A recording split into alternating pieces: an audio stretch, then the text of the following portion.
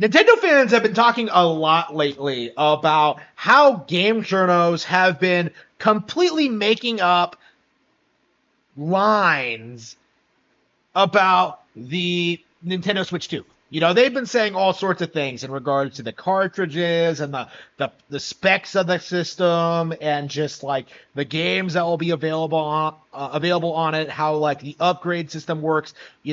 Complaining about the price point of certain games. Like it was kind of crazy seeing people like seriously try and argue that the Steam Deck was a more viable platform than the Switch 2. It was crazy seeing this initial batch of copes coming from Nintendo Switch haters, right? And obviously there's going to be more to come, probably all throughout the generation and long after the fact. People are seething about Nintendo, and the reason for that, the real reason is that Sony controls the gaming journalism outlets, and they have a vested interest in downplaying Nintendo consoles. The primary goal is to drive Nintendo out of business. And so every time we have some major Nintendo success story, these people move out to damage control it. You saw this with Animal Crossing New Horizons. You saw this with Breath of the Wild. You saw this with like the Switch, the original Switch launch. These guys are doing everything they possibly can to downplay the console. And this, I think, is the most blatant example of that. That I found, of game journals blatantly lying to try and get people to lose interest in the Nintendo Switch. We all heard the rumors that Trump's tariffs are going to impact the sales of Nintendo consoles. People were speculating it would be over $500, about $600. People were doom and glooming about this thing that was never going to happen. People were trying to make Nintendo fans hate Trump, which of course didn't work. But the attempt was kind of laughably stupid and off base, and anybody who knows anything of the situation saw through it immediately. But these issues quickly ebbed away and became nothing but just kind of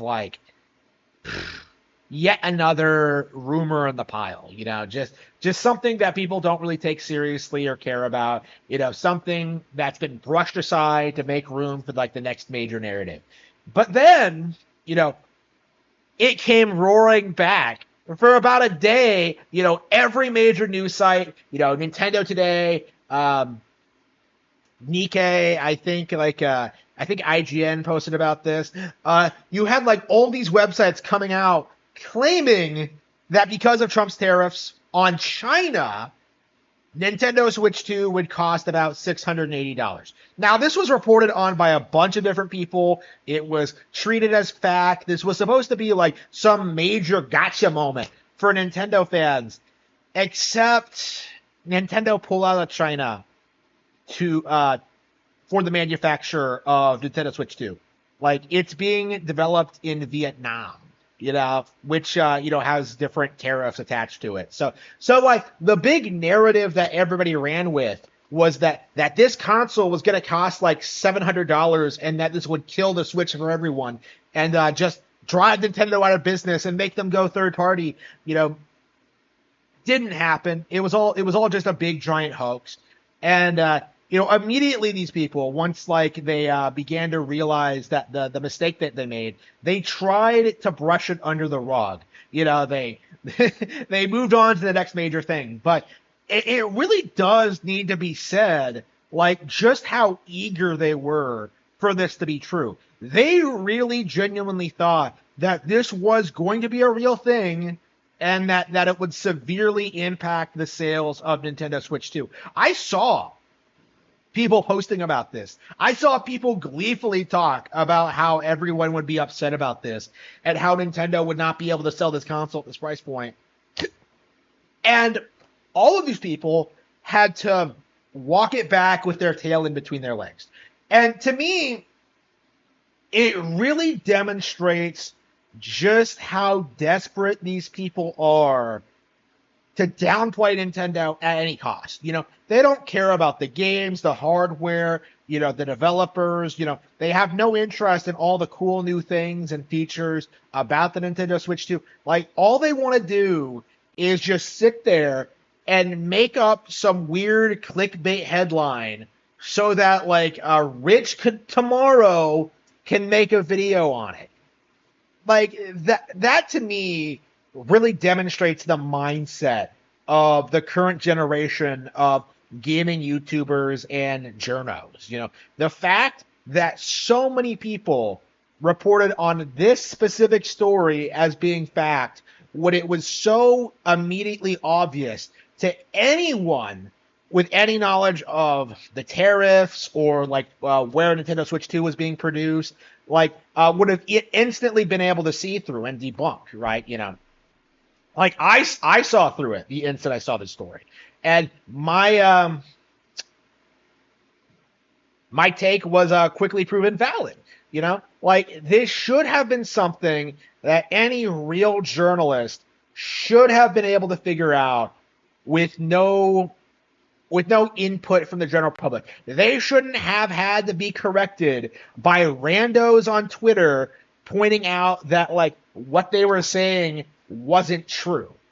And this is not the first instance of this, but I think it's by far the most brazen, because we already knew a lot about the Nintendo Switch 2 and its pricing and what was going on with that. This is a really interesting thing to see happen going into the Switch 2 launch season, because this really demonstrates the mindset of all of the Nintendo haters and all of their rallying for their, like, glorious last stand against the big N. And this really is their last stand, because I do think this is going to be the last console generation where there's any semblance of a chance that, like, Nintendo could fail and go third party, because that's been the cope for the past couple of years, is just like, just wait until the follow-up to the Switch. Nintendo will drop the ball then.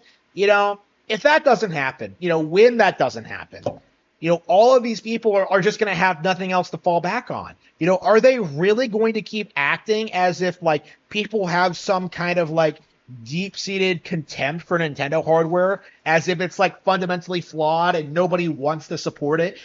Can they really keep up this farce that Nintendo is some evil company that nobody should care about or support? Can they really, like, keep all this up? Like, the answer is no. And honestly, they weren't even able to do this during, like, the height of Nintendo hate, during the 90s and the 2000s, up till, like, the 2000s.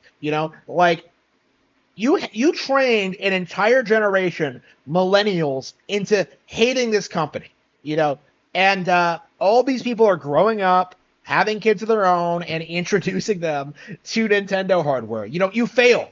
You had absolute control over the gaming space for 20 years, at least, probably more like 15, but, like, you had absolute control over the gaming media for at least 20 years. And this is the result. People love Nintendo more than ever, and nothing you can possibly do will change that.